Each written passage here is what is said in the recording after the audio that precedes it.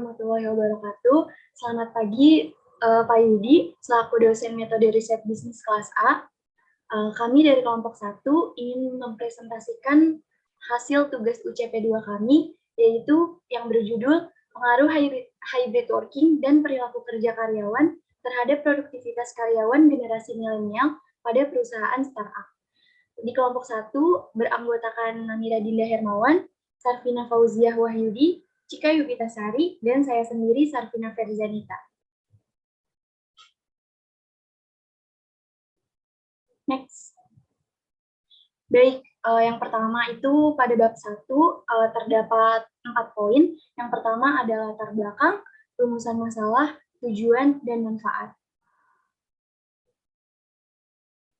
Yang pertama adalah latar belakang. Pandemi COVID-19 telah mengakibatkan perubahan yang signifikan di seluruh sektor seperti sektor ekonomi, sosial, politik, dan lingkungan, menurut WHO tahun 2020.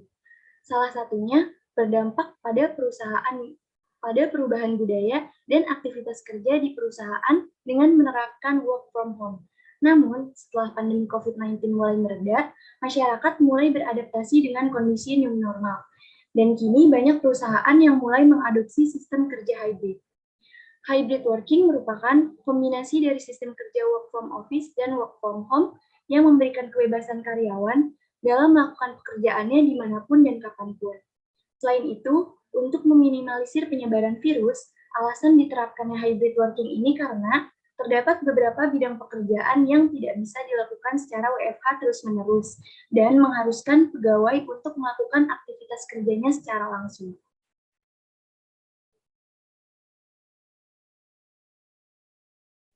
Adapun latar belakang lainnya, hybrid working itu dinilai dapat meningkatkan produktivitas karyawan. Namun tidak selamanya produktivitas karyawan ini dapat stabil atau konsisten. Kenapa? Karena sesuai dengan penerapan hybrid working ini tuh sesuai dengan apa aja sih peralatan, perlengkapan, ataupun lingkungan yang memadai. Dan juga produktivitas karyawan ini ditentukan dari bagaimana respon atau perilaku karyawan dalam menanggapi sistem kerja hybrid tersebut.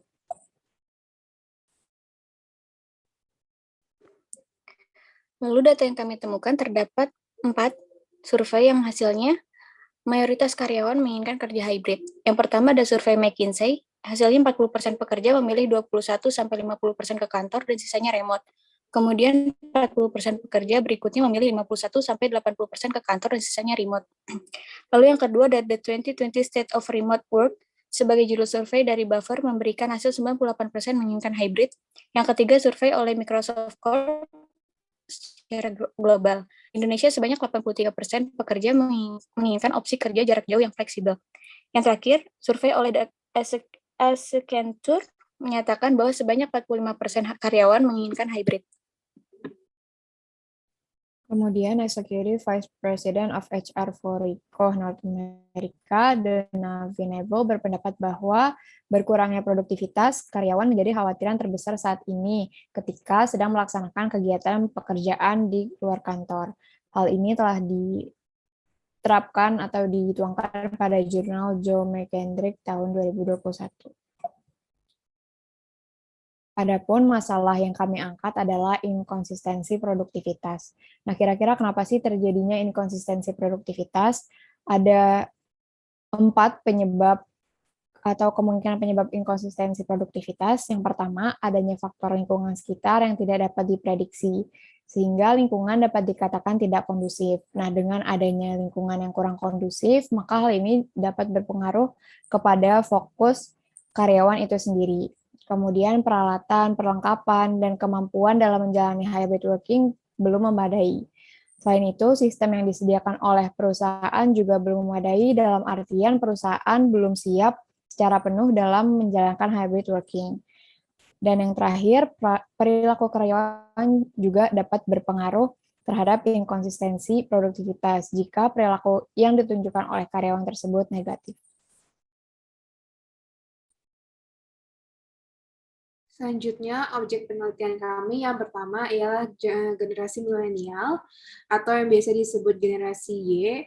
merupakan kelompok demografi yang terlahir antara tahun 1981 sampai dengan 1996. Milenial dinilai lebih peka terhadap perubahan teknologi dan merupakan generasi yang tidak dapat dipisahkan dari teknologi.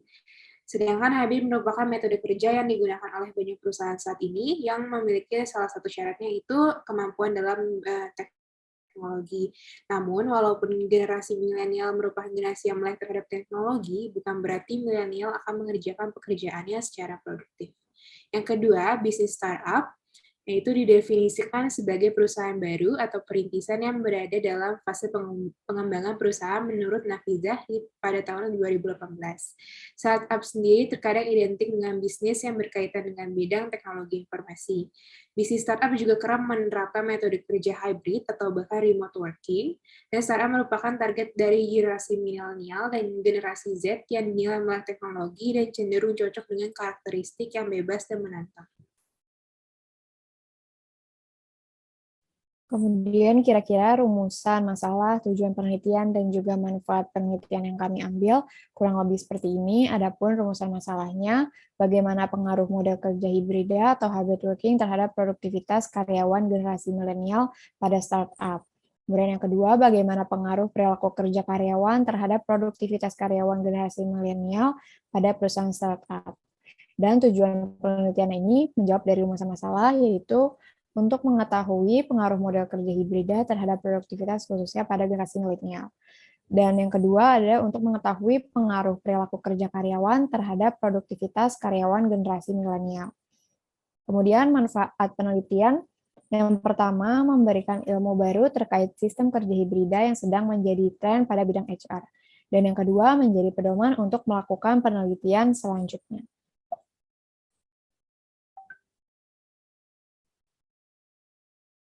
Kemudian di bab 2 atau tinjauan pustaka terbagi menjadi 4 subbab, yaitu yang pertama 2.1 landasan teori, kemudian penelitian terdahulu, kemudian model penelitian, dan yang terakhir ada hipotesis. Baik, pada bab 2, pada landasan teori, yang pertama ada teori mengenai manajemen sumber daya manusia.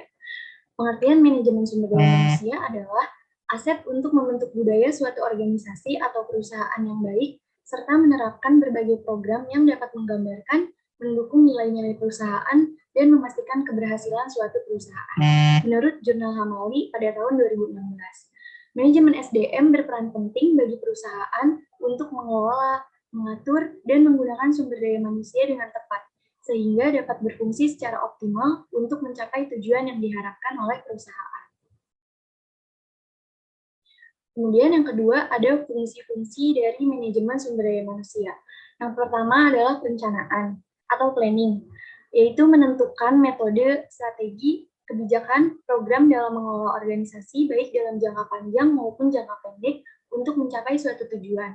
Yang kedua ada pengorganisasian, merupakan aktivitas yang mengatur seluruh karyawan dalam hal merancang struktur pembagian kerja, penempatan posisi atau jabatan yang sesuai, serta pendelegasian wewenang dalam melaksanakan tugas dan tanggung jawab di dalam organisasi. Lalu yang ketiga adalah fungsi pengarahan atau actuating, yaitu proses membimbing para karyawan untuk bekerja dengan baik agar pekerjaan yang dilakukan dapat terarah sehingga memperoleh hasil yang maksimal. Lalu yang kelima ada pengadaan. Yang kelima ada fungsi pengadaan, merupakan kegiatan rekrutmen, seleksi, penempatan, dan pengenalan atau orientasi untuk memperoleh jenis dan jumlah sumber daya manusia yang tepat. Lalu selanjutnya ada pengembangan. Pada pengembangan, yaitu proses untuk meningkatkan kemampuan, keterampilan, dan kualitas karyawan dengan memberikan berbagai program pelatihan yang dapat mendorong pengembangan karyawan tersebut. Kemudian yang ketujuh ada kompensasi, yaitu pemberian upah sebagai imbalan jasa untuk para karyawan yang telah berkontribusi kepada perusahaan. Lalu ada pemeliharaan, fungsi ini sangat penting di manajemen SDM karena dapat meningkatkan kondisi jasmani maupun rohani karyawan agar tetap bisa berkontribusi untuk perusahaan dalam jangka waktu yang panjang. Lalu fungsi yang terakhir ada pemberhentian, merupakan pemutusan hubungan kerja karyawan dari suatu perusahaan yang disebabkan oleh beberapa hal seperti keinginan dari karyawan sendiri, keinginan perusahaan, sudah terlampaui masa pensiun, dan kontrak kerja yang sudah habis. Lalu ada tujuan manajemen SDM. Di sini menurut jurnal Husaini Abdullah pada tahun 2017, tujuan dari manajemen SDM ini terdiri dari 4, yaitu tujuan organisasional, tujuan fungsional, tujuan sosial, dan tujuan personal. Next. Lalu ada hybrid working. Hybrid work merupakan perpaduan antara bekerja di rumah atau work from home dan bekerja di kantor atau work from office. Bekerja di rumah adalah sebuah alternatif di mana karyawan menggunakan media elektronik untuk berinteraksi dengan orang lain dan melakukan tugas-tugas yang biasanya dilakukan di kantor pusat. Setidaknya sebagian dari jam kerja dilakukan di rumah atau tempat lain selain kantor pusat, menurut Gajendran dan Harrison di tahun 2007. Hybrid work tidak sepenuhnya menghilangkan gaya kerja tradisional dan pekerjaan kantor yang mengharuskan karyawan berada di kantor, tapi membawa banyak manfaat bagi karyawan dan organisasi yang merupakan gaya kerja yang fleksibel.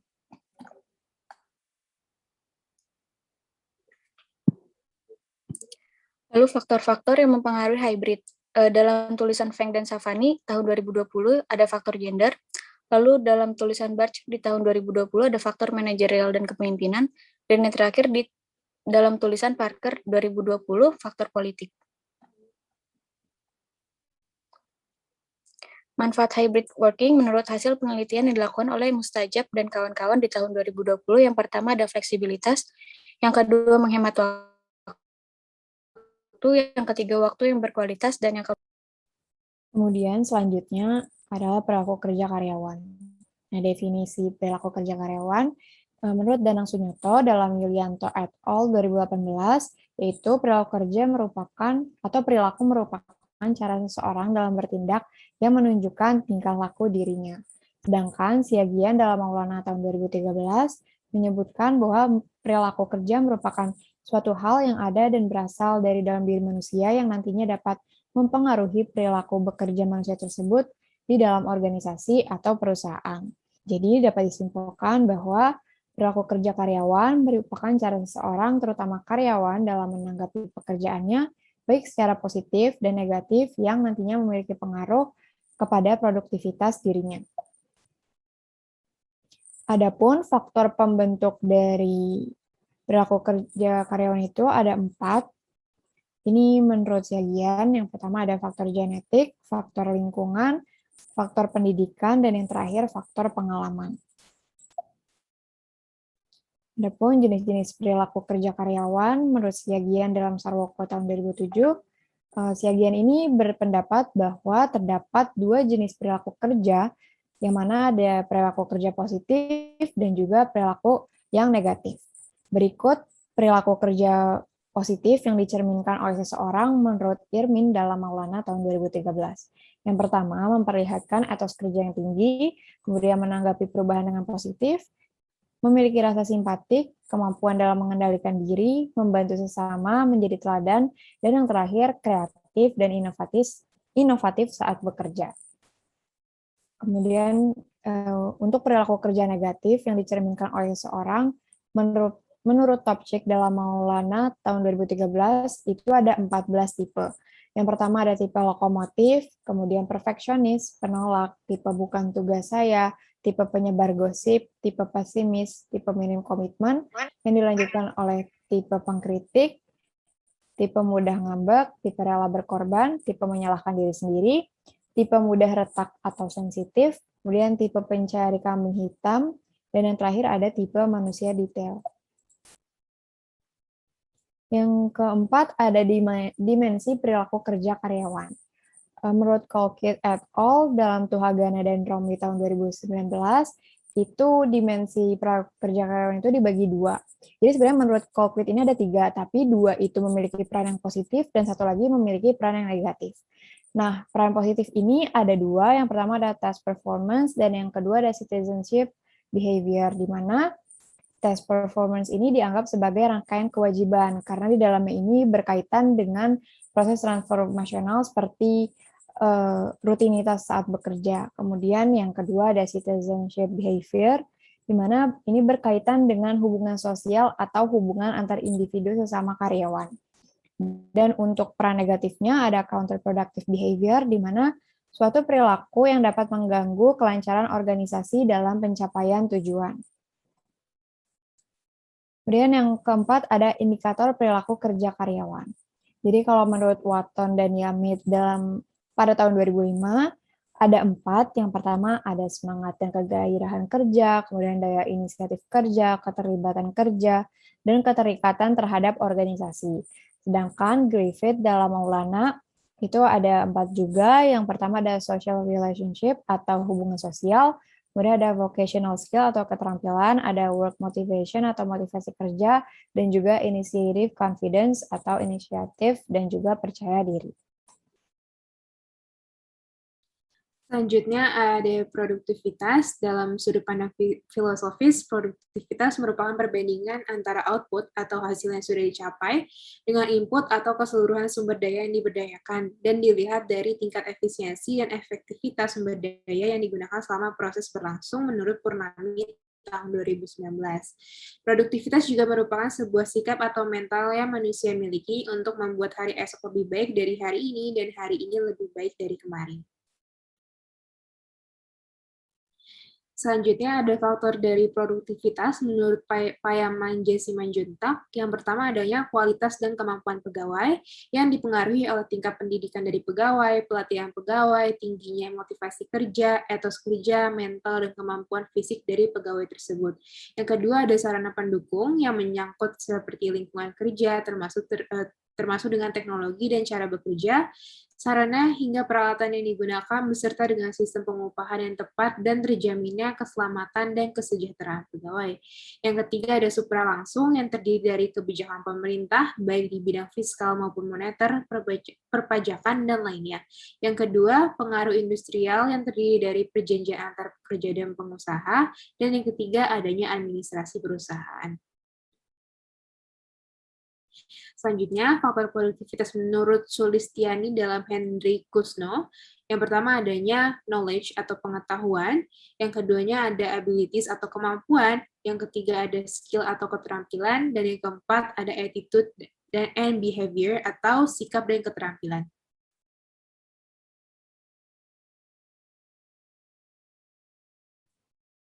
Kemudian untuk penelitian terdahulu, kami telah mengambil beberapa referensi, yaitu sebanyak 13 referensi. Dan sebanyak 11 referensi ini menunjukkan pengaruh yang positif antara perilaku kerja karyawan dengan produktivitas karyawan.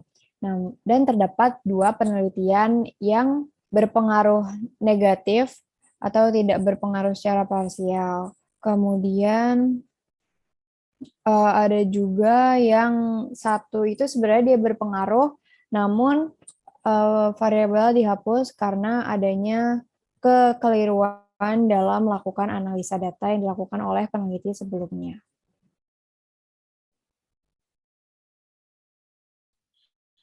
Selanjutnya ada model penelitian, yaitu variabel yang peneliti pilih, yaitu hybrid working sebagai X1 dan perilaku kerja sebagai X2, sebagai variabel independen dan produktivitas atau Y sebagai variabel dependen. Penelitian ini akan dilakukan pada karyawan generasi milenial atau generasi Y dengan rentang waktu tahun lahir 1981 sampai 1996.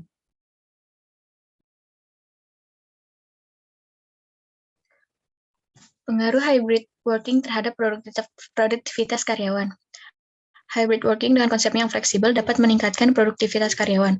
Produktivitas diukur dari meningkatnya percakapan melalui virtual, nyamannya suasana ketika bekerja, dan menurunnya waktu istirahat dan absen. Hasil ini menunjukkan pengaruh positif karena waktu yang fleksibel dan produktivitas kerja berhubungan erat, sehingga produktivitas yang lebih baik dapat ditemukan dibandingkan ketika pekerjaan diselesaikan dengan pengaturan tradisional, menurut Beck dan Henscher di tahun 2020. Kemudian yang kedua, pengaruh perilaku kerja karyawan terhadap produktivitas karyawan. Jadi Supriyanto dan juga Bodro Astuti berpendapat bahwa produktivitas dapat terwujud ketika ada kebiasaan-kebiasaan dalam diri seseorang yang nantinya dapat mendukung kerja efektif. Nah, kemudian pendapat ini diperkuat dengan hasil penelitiannya yang menyatakan bahwa produktivitas karyawan PT Nusantara Building Industry dipengaruhi oleh variabel perilaku kerja karyawan.